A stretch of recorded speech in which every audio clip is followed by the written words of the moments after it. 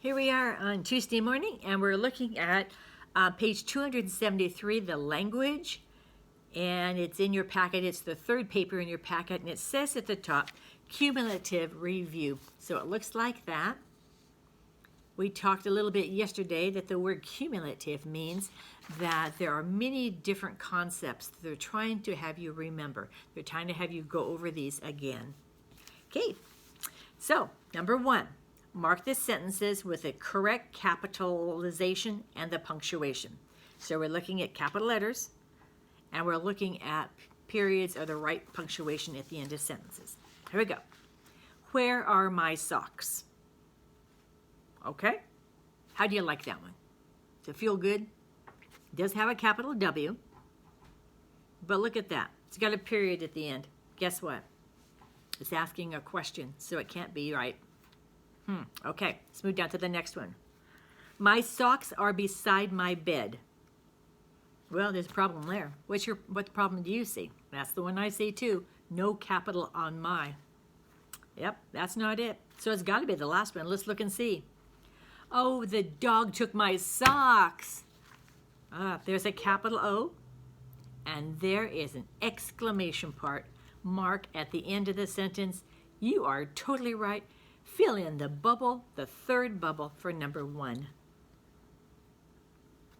Okay, move down to number two. Are you ready to go? Good capital letter, but it's asking a question, and they didn't give me a question mark, so that's a dud. Move down to the second one there. What time is it? Capital letter, question, okay, but just to be sure, you always want to look at the last one. We have to leave now. No capital letter. Nope, that last one's not right. The only one that's correct is the middle one. So for number two, mark the second one. What time is it? Move down to number three. Who's knocking at the door? Well, at least this time they got the question right. They got the question mark, but they don't have a capital letter. Oh me, oh my. Okay, so that one's not good.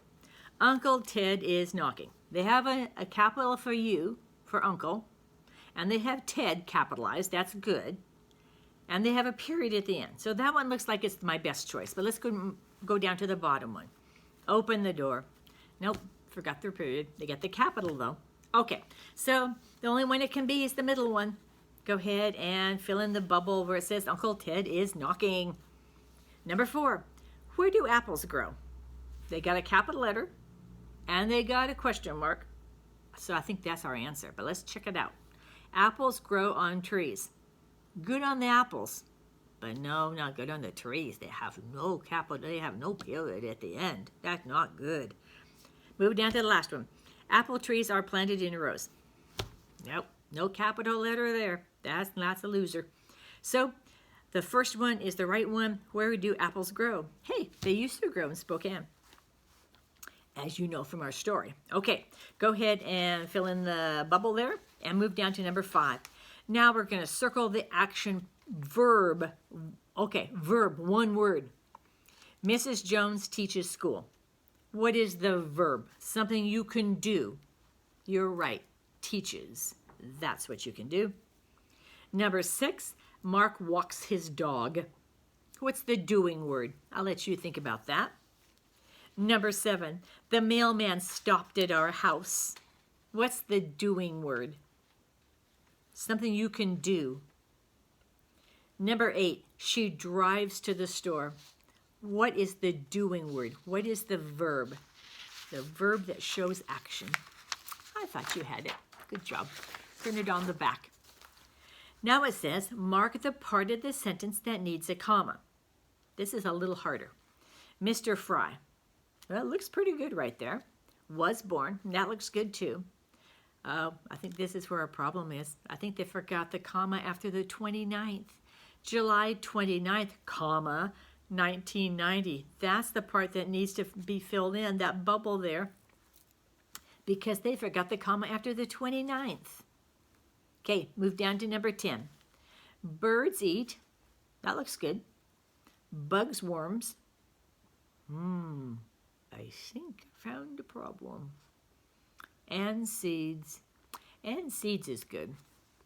They forgot the comma after bugs.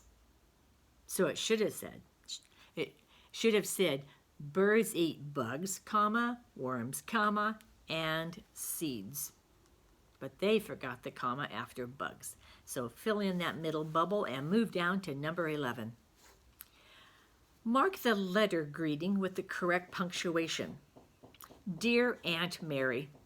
Oh, I love their capital letters. Everything is beautiful. But they have no comma after Mary. So that one is not correct. Dear Grandpa.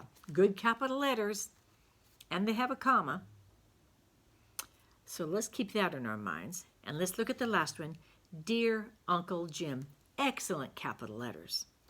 But you don't put a period at the end of Jim because that's not a sentence. So the only one that's right is Dear Grandpa.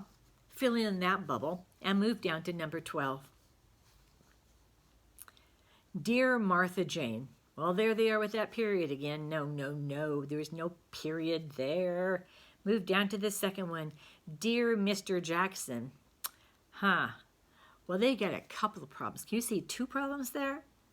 Right, there should be a period after Mr. and there should be a comma after Jackson. So that one is not good either. Move down to the last one. Dear Miss White, comma. Ta-da, we found it. Go ahead and fill in the bubble right there. Good job. Let's move down to 13. Mark the pronoun that can take the place of the underlined words. Number 13, my mother called the doctor. Would you say, for my mother, would you say he called the doctor, she called the doctor, she called it? Wait a minute, they got 2 she's in there.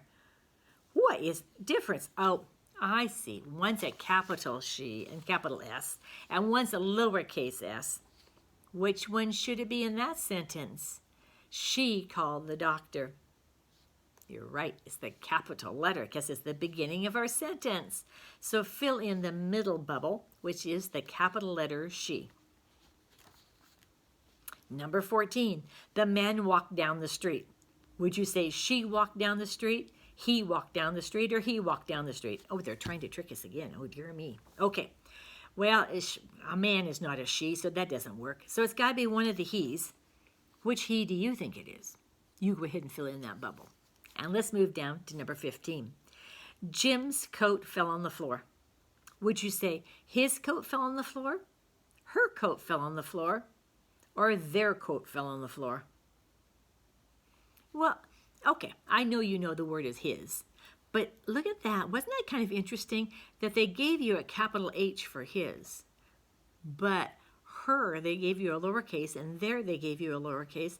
So even if those were right, they would have been wrong. That doesn't make any sense, but you understand what I mean.